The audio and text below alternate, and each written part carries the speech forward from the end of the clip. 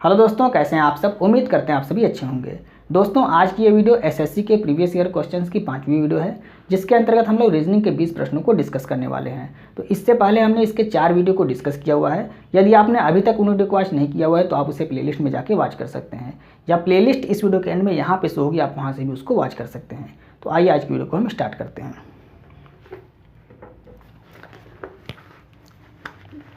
आज का पहला प्रश्न देखते हैं। पहला प्रश्न कह रहा है, दिए गए विकल्पों में से उस संख्या का चयन कीजिए जो निम्नलिखित श्रेणी में प्रश्नवाचक चिन्ह के स्थान पर आ सकती है। तो यहाँ पर कौन सी संख्या आएगी ये आपको ज्ञात करना है। तो सबसे पहले अगर कोई श्रेणी दी गई तो आप इनका अंतर निकालते हैं। तो यहाँ अंतर निकाल लीजिए, कितना आ जाता है। तो यहाँ पे 18 आ जाएगा, यहाँ पे 5 और 2 25 हो गया। यहाँ पर देखिए तो 7 और 6 13 यानी कि 6 हो गया, और यहाँ 4 3 7 36 हो गया। यहाँ पर देखिए तो यहाँ पर आपका 9 3 12 और यहाँ पे हो गया 12, 8 4 12 49 हो गया। यहाँ पर देख लीजिए कितना हो गया। तो यहाँ हो गया 6 और 13 और 6 19। यहाँ पर देखिए तो यहाँ हो गया 13 आ गया, तो 8 और 5 13 यानी कि 5 हो गया। और यहाँ पे आपका 17 9, जिसमें से 9 8 17 यानी 85 हो गया। तो यहाँ पे आपका क्या आएगा। अब यहाँ देखिए अभी आपको कोई सीरीज़ नहीं मिल रही है, तो आप एक बार फिर से अंतर निकालेंगे। तो इसका जब आप अंतर निकालते हैं तो कितना आ जाएगा। यहाँ पे 7 आ जाएगा। यहाँ पे कितना आ जाएगा। तो यहाँ पर देखिए आपका 11 आ जाएगा। यहाँ पर देखिए तो यहाँ पे 13 आ जाएगा। यहाँ पर कितना आ जाएगा। तो 9 और 7 16, यहाँ पे 17 आ जाएगा। यहाँ पे तो यहाँ पे आपका आ जाएगा 19 आ जाएगा। अब 19 के बाद कौन सी संख्या यहाँ पर आएगी। तो ये अगर आपको ध्यान से देखिए तो एक श्रेणी आपको दिख रही है। कैसी श्रेणी दिख रही है। यहाँ पर जो संख्याएं लिखी गई हैं क्रम से लिखी गई हैं। कौन सी संख्याएं, ये अभाज्य संख्याएं हैं। यानी कि 7 के बाद कितना आ रहा है 11, 11 के बाद 13, 13 के बाद 17, 17 के बाद 19। इसके बीच में कोई अभाज्य संख्या नहीं होती है। तो 19 के बाद कौन सी अभाज्य संख्या आएगी। तो 19 के बाद आएगी 23। तो 19 के बाद 23 आएगी, मतलब 23 को हम इसमें जोड़ेंगे और जो यहाँ पे आएगा उसको हम इसमें जोड़ेंगे, तो हमारा आंसर आ जाएगा। तो देख लीजिए 23 को इसमें अगर हम जोड़ते हैं तो कितना आ जाता है यहाँ पे। तो 5 3 8 हो गया, और 8 2 10 यानी कि 108 हो गया। और 108 को जब हम इसमें जोड़ते हैं तो 8 और 3 हो गया 11, और यहाँ पे 8 और 1 9 और 2 1 3 यानी 391। यही आपका राइट आंसर हो गया। देख लीजिए किस ऑप्शन में आ रहा है। 391 ऑप्शन नंबर बी में दिया हुआ है। तो ऑप्शन नंबर बी आपका पहले प्रश्न का राइट आंसर हो गया। जब आपको कोई श्रेणी दी रहे तो वहाँ पे आपको सबसे पहले अंतर निकालना है। अगर कोई सीरीज आपको मिल रही है तो ठीक है, तो फिर से आप अंतर निकालिए। तो जब एक बार 2 बार अंतर निकालेंगे तो आपको कोई ना कोई सीरीज मिल जाएगी। अब आइए यहाँ पर दूसरा प्रश्न देखते हैं। दूसरा प्रश्न कह रहा है, एक फिल्म निर्माण टीम के 5 सदस्य निर्देशक, निर्माता, स्क्रिप्ट लेखक, कोरियोग्राफर और सेट डिजाइनर एक पंक्ति में उत्तर दिशा की ओर मुख करके बैठे हैं। तो उत्तर दिशा की ओर 5 लोग बैठे हैं मुख करके। यहाँ बना लीजिए 1 2 3 4 5। उत्तर दिशा की ओर अगर मुख किए हैं तो ये हो गया इनका लेफ्ट और ये हो गया इनका राइट। आगे कह रहा है, निर्देशक निर्माता के बगल में बैठा है। तो निर्देशक जो है वो निर्माता भी यहाँ बगल में आप लिख दीजिए। जो निर्देशक है वो निर्माता के बगल में। अब निर्माता इधर भी हो सकता है, लेकिन अभी आपने बगल में बैठा लिया अपनी जानकारी के लिए। फिर देखिए स्क्रिप्ट लेखक कोरियोग्राफर के बगल में बैठा है, यानी कि जो स्क्रिप्ट लेखक है ये कोरियोग्राफर के बगल में बैठा है।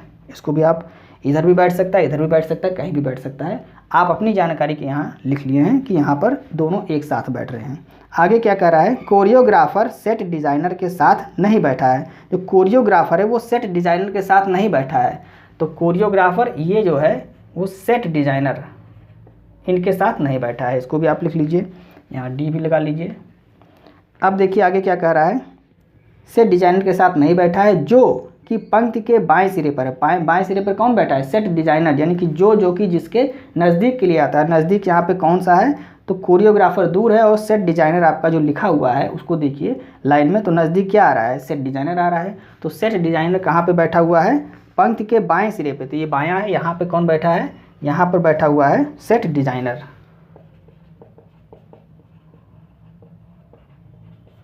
यहाँ पे बैठा हुआ है। अब देखिए आगे क्या कर रहा है, स्क्रिप्ट लेखक दाईं ओर से दूसरे स्थान पर बैठा है। स्क्रिप्ट लेखक जो दाईं ओर से दूसरे स्थान पर यहाँ बैठा है, स्क्रिप्ट लेखक, ये स्क्रिप्ट लेखक बैठा है। आगे कह रहा है निर्देशक निर्माता और सेट डिज़ाइनर के दाईं ओर बैठा है। निर्देशक जो है वो निर्माता और सेट डिज़ाइनर के दाईं ओर बैठा हुआ है। तो निर्देशक, सेट डिज़ाइनर और निर्माता के दाईं ओर। तो अब निर्माता यहीं कहीं बीच में होगा, क्योंकि निर्माता और निर्देशक एक साथ बैठेंगे। और यहाँ पे आपका क्या कह रहा है कि जो निर्देशक है वो निर्माता और सेट डिज़ाइनर के दाईं ओर बैठा है। तो निर्माता भी इधर हो जाएगा, निर्माता चूंकि दाएं इधर आता है, तो निर्माता और सेट डिजाइनर के दाईं ओर कौन बैठा है? निर्देशक बैठा है। ये दोनों साथ ही में बैठते तो यहाँ केवल एक ही स्थान तो यहाँ हो नहीं सकते, मतलब यहीं पे बैठेंगे। और आपसे क्या कह रहा है? आपसे कह रहा है कि सेट डिजाइनर और निर्माता के दाईं ओर कौन बैठता है? निर्देशक बैठता है। तो यहाँ पे इन चारों की स्थिति हो गई। अब एक कोई बच रहा है, उसको यहाँ पे आप बैठा दीजिए। आप आगे पढ़ना चाहें तो पढ़ लीजिए। आगे कह रहा है निर्देशक और स्क्रिप्ट लेखक एक साथ बैठे हैं। निर्देशक और स्क्रिप्ट लेखक एक साथ बैठे, ये भी हो गया। उसके बाद कह रहा है निर्देशक इसमें से किस स्थान पर बैठा है? तो निर्देशक किस स्थान पर बैठा है? तो निर्देशक आपका यहाँ पर बैठा है, यानी कि निर्माता और स्क्रिप्ट राइटर के बीच में बैठा है। तो देख लीजिए, निर्माता और स्क्रिप्ट लेखक के बीच में, ऑप्शन नंबर बी आपका राइट आंसर होगा। यहाँ आपको इसको भरने में अपना समय वेस्ट नहीं करना है। जो पूछ रहा है वो आपको यहाँ से मिल गया कि निर्देशक कहाँ बैठा है? निर्माता और स्क्रिप्ट लेखक के बीच में। तो ऑप्शन नंबर बी आपका यहाँ पर राइट आंसर हो गया। उम्मीद करते हैं आपको समझ में आया होगा। अगर नहीं समझ में आया तो एक बार फिर से आप वीडियो को रिपीट करके देखिए, आपको समझ में आ जाएगा। आइए तीसरा प्रश्न देखते हैं। तीसरा प्रश्न कह रहा है दिए गए पैटर्न का ध्यानपूर्वक अध्ययन करें और उस संख्या का चयन करें जो इसमें प्रश्न चिन्ह के स्थान पर आ सकती है। तो यहाँ पर देखिए, एक पैटर्न ये है, दूसरा, तीसरा, चौथा, 4 पैटर्न यहाँ पे दिए गए हैं, जिसमें से ये कह रहा है 25, 17, 12, 31 और बीच में कितना है? 51। यहाँ पर 37, 31, 21, 23, 19 और 58, 47, 35, 5, 24 और 41, यहाँ पे आपको बीच में भरना है, क्या आएगा? तो इसमें देखिए क्या हो रहा है। तो इसमें सबसे पहले क्या कर रहा है? इसको और इसको ऐड कर रहा है, यानी 12 को और 31 को, यहाँ वाली संख्या को और यहाँ वाली संख्या को ऐड कर रहा है। तो 31 और 12 को जब ऐड करेंगे कितना आ जाएगा? तो यहाँ 3 हो गया और ये 4, 43 हो गया। और इन दोनों का क्या कर रहा है? घटा रहा है, और उसके बाद इसमें ऐड कर दे रहा है। तो यहाँ 25 में से 17 को आप घटाएंगे, कितना आ जाएगा? यहाँ लिख देते हैं 25 माइनस 17, कितना आ जाएगा यहाँ पे? तो 8 आ जाएगा। तो 43 प्लस में 8 बराबर कितना हो गया? 51। सेम प्रोसेस आपको यहाँ पर भी देखना है अप्लाई हो रहा है कि नहीं। अगर हो रहा होगा तो आप सीधे यहाँ पे अप्लाई कर दीजिए। तो यहाँ पर देखिए हमने क्या ऐड किया था? हमने इसको और इसको ऐड किया था ना। तो यहाँ पर देखिए 23 और 19 को अगर आप ऐड करते हैं तो 9 और 3 कितना होता है? 9, 3, 12, 2 हो गया, और 2, 1, 3, 1, 4 हो गया। अब यहाँ पर देखिए इसको इसमें से अगर घटाते हैं तो कितना आ जाएगा? यहाँ पे आ जाता है 16 प्लस में 16, और इसको जब आप ऐड करते हैं तो 6, 2, 8 और 4, 1, 5, यानी 58 आ जा रहा है। तो सेम प्रोसेस आपको यहाँ पे कर देना है। यहाँ पर भी वही कंडीशन अप्लाई होगा। तो इसको आप देख लीजिए, इसको और इसको ऐड करेंगे तो 5 और 2 7 हो गया, और ये आपका 3 हो गया, 37 हो गया, और प्लस में इनको घटा के लिखना है। तो यहाँ आपका 27 और यहाँ कितना है? 39। तो यहाँ पे कितना आ गया? 12 इसमें आप ऐड कर दीजिए, कितना आ जाएगा? तो 7 और 2 कितना हो गया? 9, और 3 और 1 4, यानी कि कितना आ गया आपका राइट आंसर? 49। देख लीजिए किस ऑप्शन में है। तो 49 ऑप्शन नंबर सी में दे रहा है। तो तीसरे प्रश्न का ऑप्शन नंबर सी आपका राइट आंसर हो गया। अब आइए हम चौथा प्रश्न देखते हैं। चौथा प्रश्न कह रहा है उस विकल्प का चयन करें जिसका तीसरे अक्षर समूह से वही संबंध है जो दूसरे अक्षर समूह का पहले अक्षर समूह से है। तो यहाँ पर कोडिंग कर लीजिए। तो 6, 7, 25, और यहाँ पर जे है कितना? 10, 11, यहाँ पर के हो गया 11, और ये हो गया 10, ये 25, और जी आपका हो गया यहाँ पे 7 और 6। तो यहाँ पर देखिए अल्फ़ाबेट जो यहाँ पे लिखा हुआ है वही अल्फ़ाबेट यहाँ पर भी लिखा हुआ है, बस स्थान में परिवर्तन कर आप देख लीजिए कौन सा। तो इसको देखिए, इसको यहाँ पे लिख रहा है, इसको यहाँ पे, इसको यहाँ पे, इस तरह से लिख रहा है। तो ऐसे आप यहाँ पर भी कर दीजिए। तो ये जी है तो जी को यहाँ पे लिख दीजिए, इसमें कुछ करना ही नहीं है। जी को यहाँ लिखिए, बी को यहाँ लिखिए, क्यू को यहाँ लिखिए, एम को यहाँ लिखिए, और एल को इधर लिखिए। यही आपका राइट आंसर होगा। इसमें कुछ करना नहीं था, कोडिंग आपको करने की ज़रूरत नहीं है। तो यहाँ पर देखिए G B Q M L, G B Q ml। Option number B आपका यहाँ पर राइट आंसर है। चौथे प्रश्न का ऑप्शन नंबर बी आपका राइट है। आइए हम नेक्स्ट प्रश्न को देखते हैं। पांचवा प्रश्न देखते हैं। पांचवा प्रश्न कह रहा है बेल्जियम का यूरो से वही संबंध है जो स्लोवाकिया का किससे है। तो यहाँ मुद्रा के बारे में आपसे पूछा जा रहा है। तो बेल्जियम और स्लोवाकिया ये यूरोपीय संघ के देश हैं और यूरोपीय संघ की मुद्रा क्या होती है, यूरो। तो स्लोवाकिया की मुद्रा भी क्या हो जाएगी, यूरो हो जाएगी। यानी कि ऑप्शन नंबर सी आपका यहाँ पर राइट आंसर हो जाएगा। पांचवें प्रश्न का ऑप्शन नंबर सी राइट हो जाएगा। अब यहाँ पे देखिए रूबल दिया हुआ, रूबल किसकी मुद्रा है, तो रूबल रूस की मुद्रा है। डॉलर अमेरिका की है। रियाल सऊदी अरब की है। चीन की मुद्रा क्या है, इसको आप कमेंट करके बताइएगा, चीन की कौन सी मुद्रा है। आइए हम छठवां प्रश्न देखते हैं। छठवां प्रश्न कह रहा है उस विकल्प का चयन करें जिसका तीसरी संख्या से वही संबंध है जो दूसरी संख्या का पहली संख्या से है। तो यहाँ पर 8:73 समानुपातिक 9 यहाँ पर क्या होगा। तो आसान प्रश्न है। यहाँ देखिए 8 में अगर इसके आगे वाली संख्या से आप गुणा करते हैं यानी कि 9 से गुणा करते हैं तो 8 9 कितना होता है 72 और प्लस में 1 तो 73 हो गया। इसके आगे कौन सी संख्या आती है 10, तो 10 9 90 हो गया और प्लस में 1 कितना हो गया 91। तो आपका राइट आंसर क्या हो जाएगा 91। देख लीजिए किस ऑप्शन में आ रहा है, ऑप्शन नंबर डी में आ रहा है। तो ऑप्शन नंबर डी आपका छठवें प्रश्न का राइट आंसर हो गया। अब आइए हम सातवां प्रश्न देखते हैं। सातवां प्रश्न क्या कह रहा है देख लेते हैं। सातवां प्रश्न कह रहा है दिए गए विकल्पों में से उस अक्षर समूह का चयन कीजिए जो निम्नलिखित श्रृंखला में प्रश्नवाचक चिन्ह के स्थान पर आ सकता है। तो यहाँ पर देख लीजिए ये आपको कुछ अक्षर समूह दिए गए हैं और यहाँ पे पूछा जा रहा है कि कौन सी संख्या आएगी। तो इसका कोड कर लीजिए। तो यहाँ पे आपका हो गया ये 19, 12, 15 और 23। ये हो गया 21, 14, 13 और 21, 23, 16, 11 और 19। ये हो गया 25, 18, 9 और 17। तो यहाँ पे क्या आएगा, तो अब देख लीजिए यहाँ 19 से कितना हो रहा है 19 से 21, तो 19 और 2 21 और 21 2 23 और 23 2 25, 25 2 कितना हो जाएगा 26 और 1 यानी कि ए हो जाएगा। तो यहाँ पे आपका कौन सी संख्या अल्फ़ाबेट आ गया, ए आ गया। दूसरा देखिए यहाँ पे क्या है 12, यहाँ दूसरे स्थान पे 14, तो 12 2 14, 14 2 16, 16 2 18, 18 2 20, 20 किसका होता है टी का होता है, ए टी। तो देख लीजिए किसी ऑप्शन में ए टी दिया हुआ है आपके, तो ए और टी आपके केवल एक ही ऑप्शन में दिया हुआ है ऑप्शन नंबर डी में। तो ऑप्शन नंबर डी आपका राइट आंसर हो जाएगा।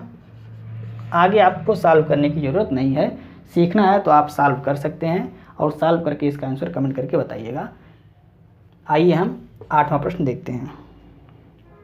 आठवां प्रश्न क्या कर रहा है उस विकल्प का चयन करें जिसमें दी गई आकृति अंतर्निहित है और घुमाने की अनुमति नहीं है। तो यह एक आकृति दी गई है, इसको आपको चारों ऑप्शन में से देखना है कि किसमें यह मिलेगा और आपको घुमाना भी नहीं है, मतलब इसको घुमाने की अनुमति आपको नहीं है। तो देख लीजिए चार ऑप्शन सिर्फ आपको देखना है और कुछ नहीं करना है। तो यह आकृति आपकी पहले ऑप्शन में ही दिख रही है, दूसरे, तीसरे और चौथे, यानी कि बी, सी और डी ऑप्शन में यह आकृति नहीं दिख रही है, यानी कि ऑप्शन नंबर ए आपका यहाँ पे राइट आंसर हो गया। आठवें प्रश्न का ऑप्शन नंबर ए राइट हो गया, सिर्फ आपको देखना है और कुछ नहीं यहाँ पे करना है। आइए हम नौवां प्रश्न देखते हैं। नौवां प्रश्न कह रहा है अक्षरों के उस संयोजन का चयन करें जिसमें दी गई अक्षर श्रृंखला के रिक्त स्थानों में क्रमिक रूप से रखने पर श्रृंखला पूर्ण हो जाएगी। तो यहाँ देख लीजिए क्या करेंगे आप, तो जो अल्फ़ाबेट यहाँ पे लिखे हैं, यहाँ पे एल आई पी लिखा हुआ है, यहाँ पर एल लिखा हुआ है, एल के आगे आई पी है तो आई पी आप फिल कर दीजिए यहाँ पे। अब देख लीजिए यहाँ पर एल के पहले क्या है, तो एल के पहले यहाँ पर एन दिख रहा है तो एल के पहले एन दिख यहाँ पे फिल कर दीजिए। यहाँ पे क्या है पी के आगे एन है तो पी के आगे एन कर दीजिए, और पी के पहले क्या है, पी के पहले आई है तो आई फिल कर दीजिए। अब देख लीजिए कोई सीरीज यहाँ पे मिल रही है आपको, तो I P N L, I P N L, I P N L और आई पी एन एल, मतलब एक सीरीज आपको मिल गई, यही आपका राइट आंसर हो गया। आपने क्या यहाँ पर फिल किया है, तो आई आपने फिल किया है आई एन एन आई और पी, यही आपने फिल किया है। तो देख लीजिए किस ऑप्शन में है, I N N I P option number C में दिख रहा है। तो ऑप्शन नंबर सी आपका नौवें प्रश्न का राइट आंसर हो गया। यहाँ पे आपको सिर्फ जो अल्फ़ाबेट इसमें दिया गया है उसी को आपको चेक कर लेना है, उसी के आधार पे आप सभी अल्फ़ाबेट को यहाँ पे भर सकते हैं। आइए हम 10वां प्रश्न देखते हैं। 10वां प्रश्न कह रहा है एक फेस्टिवल सेल में अलग अलग कंपनियों की 7 कारें A B C D E F और जी पश्चिम दिशा की ओर मुँह करके खड़ी हैं। तो अब पश्चिम दिशा की ओर मुख करके खड़ी हुई हैं, तो 7 कार यहाँ पे बना लीजिए। 1 2 3 4 5 6 और 7, ये इनका क्या हो गया, अगर पश्चिम दिशा की ओर मुख किए हैं तो ये इनका राइट हो जाएगा और ये इनका लेफ़्ट हो जाएगा। इसको आपको याद रखना है। अब देख लीजिए आगे क्या कह रहा है। आगे कह रहा है ए बी के बाईं ओर दूसरे स्थान पे है। तो ए जो है वो बी के बाईं ओर दूसरे स्थान पे, बायां इधर है तो बी के बाईं ओर, मान लीजिए बी यहाँ पे है तो बी के बाईं ओर एक स्थान और दूसरे स्थान पे कौन है, ए है। ए बी के बाईं ओर दूसरे स्थान पर है, बी सी के बाईं ओर तीसरे स्थान पर। बी जो है वो सी के बाईं ओर तीसरे स्थान पे है। बी सी के बाईं ओर मतलब सी इससे भी ऊपर हो गया, तो 1 2 3 यहाँ पर कौन हो गया, सी। तो बी जो है वो सी के बाईं ओर बायां नीचे आएगा, चूँकि ये आपका लेफ्ट है तो बाईं ओर 1 2 तीसरे स्थान पे बी है, और ए बी के बाईं ओर दूसरे स्थान पे 1 2 दूसरे स्थान पे ए है। तो ये इतना आपको कन्फर्म हो गया होगा। अब देखिए क्या कह रहा है, कह रहा है डी एफ और बी के बीच में है। डी जो है वो एफ और बी के बीच में है। तो एफ और बी के बीच में है मतलब अगर एफ यहाँ पे बैठेगा तब इसके बीच में कौन हो जाएगा, डी हो जाएगा, तभी तो एफ और बी के बीच में होगा। तो डी एफ और बी के बीच में है, तो इनका स्थान क्लियर हो गया। आगे क्या कह रहा है,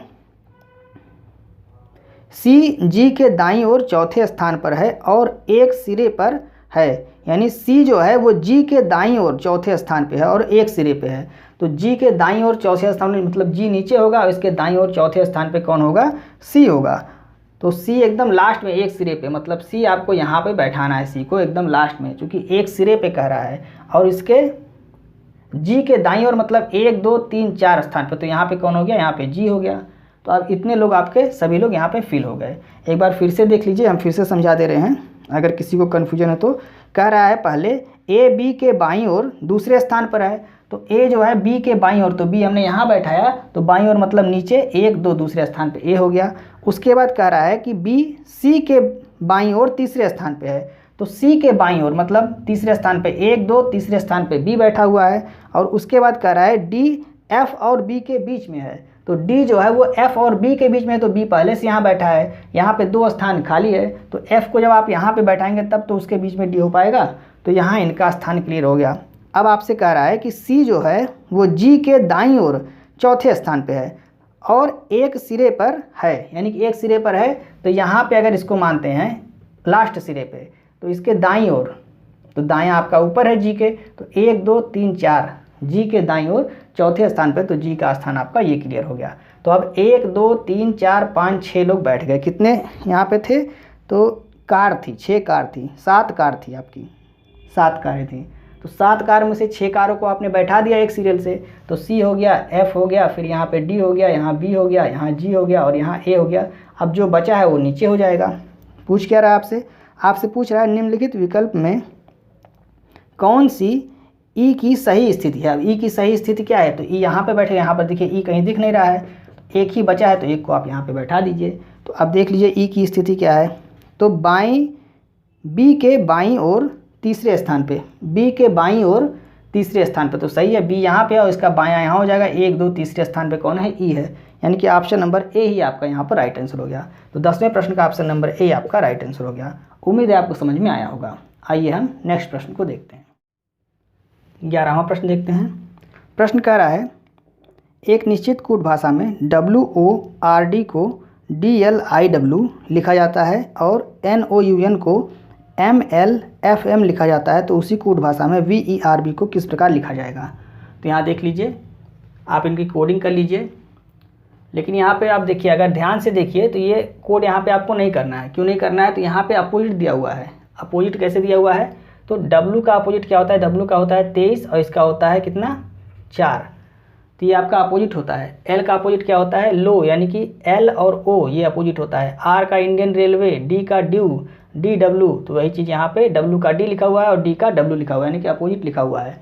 यहाँ पर भी देखिए MN ये अपोजिट होता है, LO अपोजिट होता है, UF अपोजिट होता है और N और M अपोजिट होता है। तो यहाँ पर भी आपको अपोजिट लिखना है। V का अपोजिट क्या होता है, ट्रिक है इवनिंग, यानी EV, तो E हो गया इसका अपोजिट। E का अपोजिट क्या हो गया, V हो गया। R का इंडियन रेलवे, यानी कि IR, तो I हो गया। और B का Y, यानी कि B का अपोजिट क्या हो गया, Y, तो EVIY, यही आपका राइट आंसर हो गया।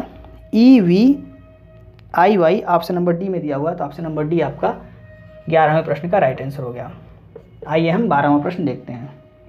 12वां प्रश्न कह रहा है उस आकृति का चयन कीजिए जो निम्न आकृति श्रृंखला में प्रश्नवाचक चिन्ह के स्थान पर आएंगी। तो यहाँ पर प्रश्न में आकृति दी गई है, यहाँ पर आपसे पूछा जा रहा है कौन सी आकृति आएगी और 4 ऑप्शन आपके दिए गए हैं। तो यहाँ पर देखिए कौन सा रिलेशन बन रहा है। तो पहले फिगर में यहाँ पर है ब्लैक वाला भाग, दूसरे में यहाँ पर आ गया और तीसरे में यहाँ पर आ गया। तो ये कैसे हो रहा है, ये आपका इस तरह से हो रहा है, यानी कि कैसे हो रहा है, क्लॉकवाइज घूम रहा है, क्लॉकवाइज घूम रहा है और एक को छोड़ रहा है। देखिए इसको अगर क्लॉकवाइज घुमाएंगे तो ये यहाँ से यहाँ आ जाएगा, फिर एक छोड़ के यहाँ पे आ जाएगा। तो पहले में यहाँ था, दूसरे में यहाँ आया, तीसरे में यहाँ आया, तो चौथे में कहाँ आ जाएगा, चौथे में यहाँ आ जाएगा जो कलर्ड वाला भाग है ये स्टार का, यानी कि ये ऊपर वाले भाग में यहाँ पे। तो इसको देख लीजिए किस ऑप्शन में ये वाला भाग है, जिस ऑप्शन में होगा वही आपका राइट आंसर है। तो ये वाला देखिए ऊपर वाला भाग किस में है, तो यहाँ पर देख लीजिए तो एक ऑप्शन, 2 ऑप्शन, 3 ऑप्शन में दे रहा है। अब आपको ये तो आपने पता कर लिया, फिर आप इस सर्कल को देखिए, एक सर्कल ब्लैक है और एक सर्कल ब्लैक नहीं है, तो इसको भी क्या कर रहा है, क्लॉकवाइज घुमा रहा है। तो जब इसको क्लॉकवाइज घुमाएंगे तो ये आपका यहाँ पे जब आएगा तो ये नीचे आ जाएगा, ये ऊपर हो गया। फिर जब इधर आएगा तो ये यहाँ पे आ गया और यहाँ पे आ जाएगा, और जो ब्लैक नहीं है सर्कल वो नीचे आ जाएगा। तो इसको जब और ऊपर घुमाएंगे तो ऐसे घूमते हुए जब यहाँ आएगा तो ये वाला सर्कल जो ब्लैक वाला है वो यहाँ पे आ जाएगा और ये जो ब्लैक नहीं है वो यहाँ पे आ जाएगा, मतलब ये वाला ब्लैक हो जाएगा। अब इस ऑप्शन को देख लीजिए किस ऑप्शन में है, तो ये वाला ऑप्शन आपका ऑप्शन नंबर डी में दिख रहा है, तो ऑप्शन नंबर डी आपका यहाँ पर राइट आंसर हो जाएगा। यहाँ पे आपको देखना है कि ये क्लॉकवाइज घूम रहा है या एंटी क्लॉकवाइज घूम रहा है। तो यहाँ पे आपका ये क्लॉकवाइज घूम रहा था, दोनों इसमें क्लॉकवाइज घूम रहे हैं। स्टार का जो कलर्ड भाग है वो भी आपका क्लॉकवाइज घूम रहा है, और जो सर्कल दिया हुआ है ये भी आपका मतलब क्लॉकवाइज घुमा रहा है इसमें। तो यहाँ पे यही वाला फिगर आपका राइट हो जाएगा, ऑप्शन नंबर डी आपका राइट आंसर है। आइए हम 13वां प्रश्न देखते हैं। 13वां प्रश्न कह रहा है उस सही विकल्प का चयन कीजिए जो निम्न शब्दों के उस क्रम को दर्शाता है जिस क्रम में वे अंग्रेजी शब्दकोश में मौजूद होते हैं। तो यहाँ देख लीजिए THO और यहाँ THR है, THR है, THO और THR, यानी कि पहले O आता है उसके बाद R आता है। तो इन दोनों में से पहले कोई होगा, तो THO के बाद यहाँ U दिया हुआ है और यहाँ पे R दिया हुआ है, तो R पहले आता है और U का कितना होता है कोड 21, R का 18, यानी कि यह आपका पहले स्थान पे हो गया। तो 4 पहला हो गया, 1 दूसरा हो गया। अब इसमें देखिए आप, तो THRO तो इन तीनों में है।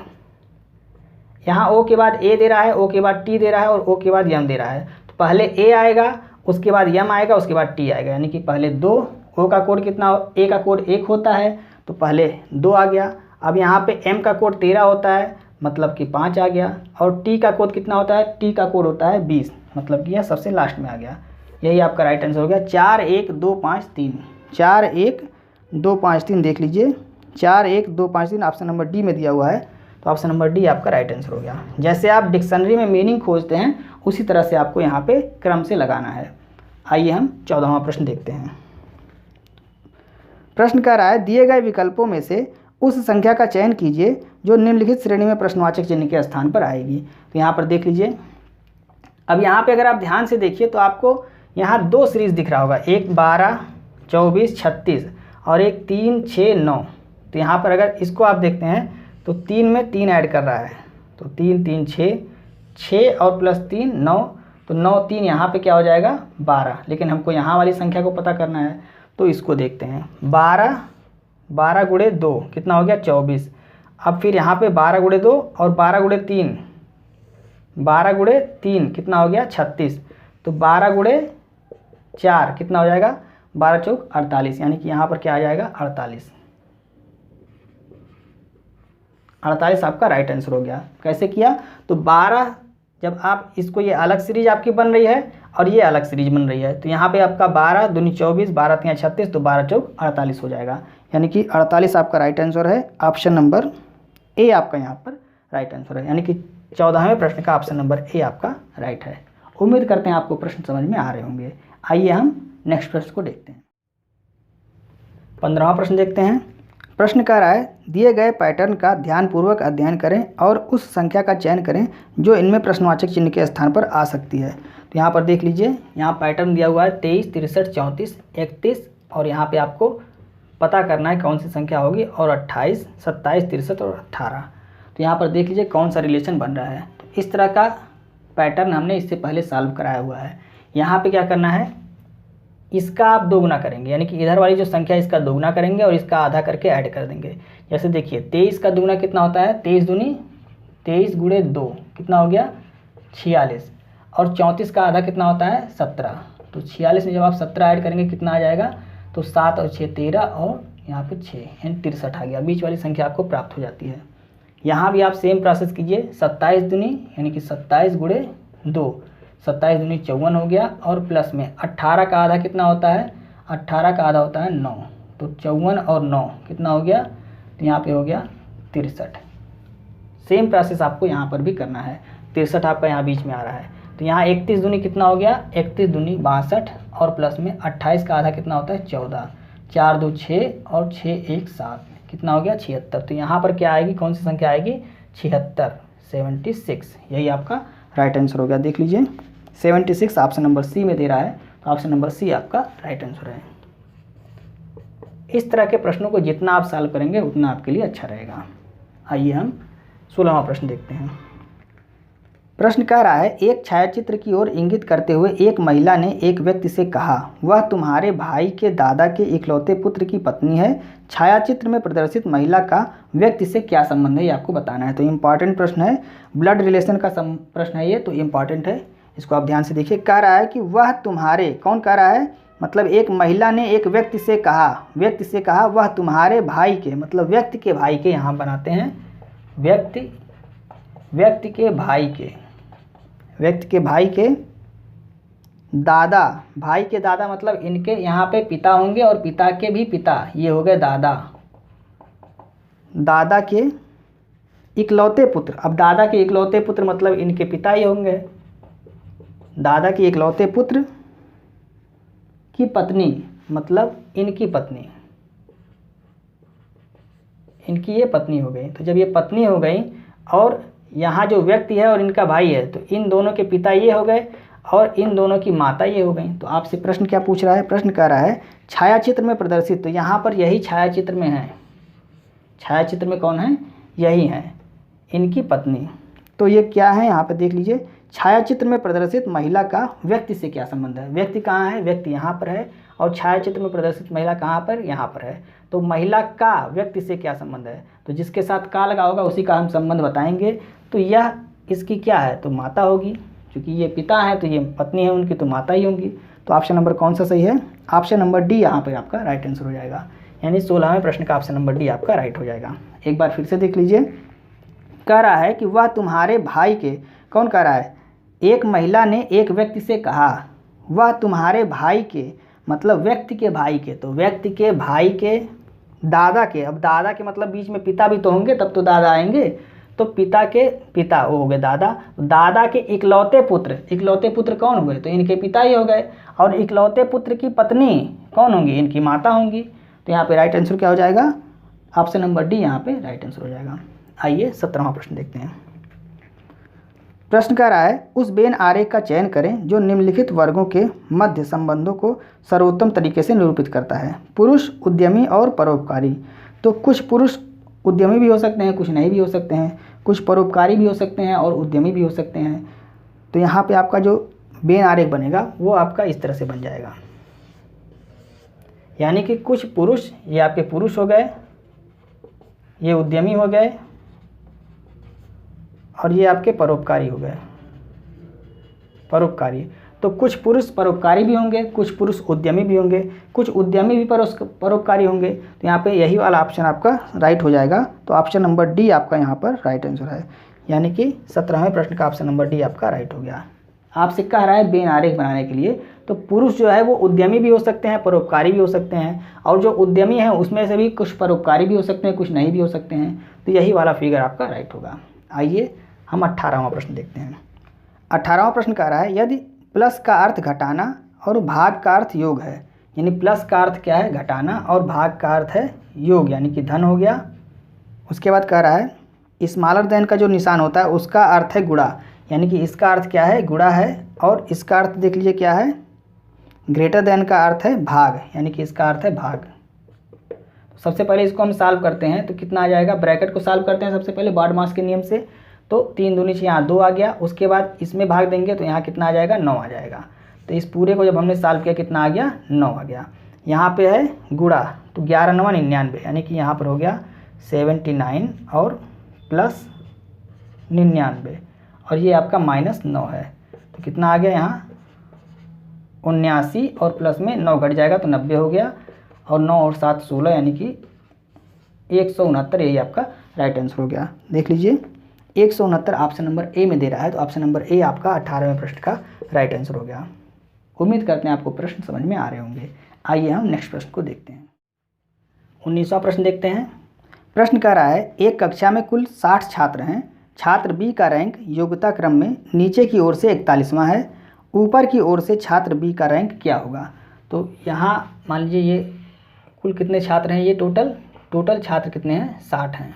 इसमें से कह रहा है कि नीचे से बी का जो स्थान है यहाँ पे है वो कौन सा है, वो 41वां है। तो ऊपर से ये कौन सा स्थान पे होगा ये आपसे पूछ रहा है। तो कुल टोटल छात्र कितने हैं 60, तो 60 में से अगर हम 41 को घटा देते हैं तो कितना आ जाता है यहाँ पे 60 में से 41 को घटाएंगे तो 19 आ जाएगा।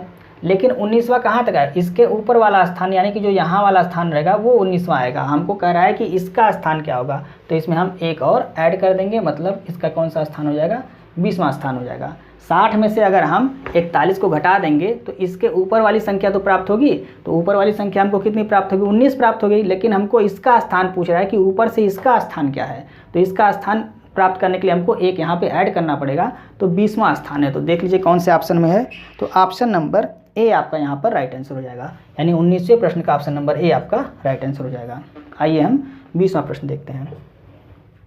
20वां प्रश्न कह रहा है दिए गए संयोजन के सही दर्पण प्रतिबिंब का चयन करें जब दर्पण को दिए गए अनुसार पी क्यू पर रखा गया है। तो यहाँ पर दर्पण को रखा गया, इसका प्रतिबिंब आपको ज्ञात करना है। तो हमने आपको बताया है कि जो दर्पण के नज़दीक है वो इधर भी नज़दीक रहेगा, तो सी इस तरह से बन गया, के इधर है नज़दीक तो ये वाला भाग जो के का है वो इधर बन जाएगा।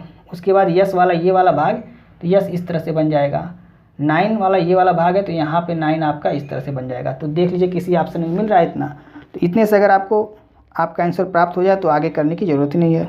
तो सी और के, तो देख लीजिए इस सी और के को अगर आप देखते हैं तो सी वाला ऑप्शन कट गया और आपका 3 ऑप्शन बचे हुए हैं। उसके बाद एस को देख लीजिए, एस में आपका ए भी कट गया, ए एकदम उसका दर्पण प्रतिबिंब यहाँ पे नहीं बनाया हुआ है ए में, मतलब ए भी कट गया। अब बचा हुआ है आपका बी और डी, तो बी और डी में आपका चौथे स्थान पे ये वाला जो 9 का यहाँ प्रतिबिंब बनाया है, तो यहाँ पर आपका डी में उल्टा बनाया है, तो ऑप्शन नंबर बी आपका यहाँ पर राइट आंसर हो गया।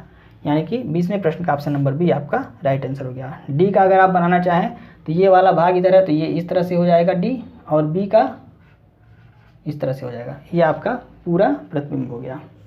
तो ऑप्शन नंबर बी यहाँ पे आपका राइट आंसर हो गया। तो उम्मीद करते हैं आज के 20 प्रश्न आपको समझ में आए होंगे। यदि आपको वीडियो अच्छी लग रही है तो आप इसे अपने दोस्तों को भी शेयर करें और वीडियो को लाइक और सब्सक्राइब करना ना भूलें। यदि किसी प्रश्न में आपको दिक्कत हो रही है तो आप कमेंट करके बताएं, उस प्रश्न को हम नेक्स्ट वीडियो में डिस्कस कर लेंगे। मिलते हैं नेक्स्ट वीडियो में। जय।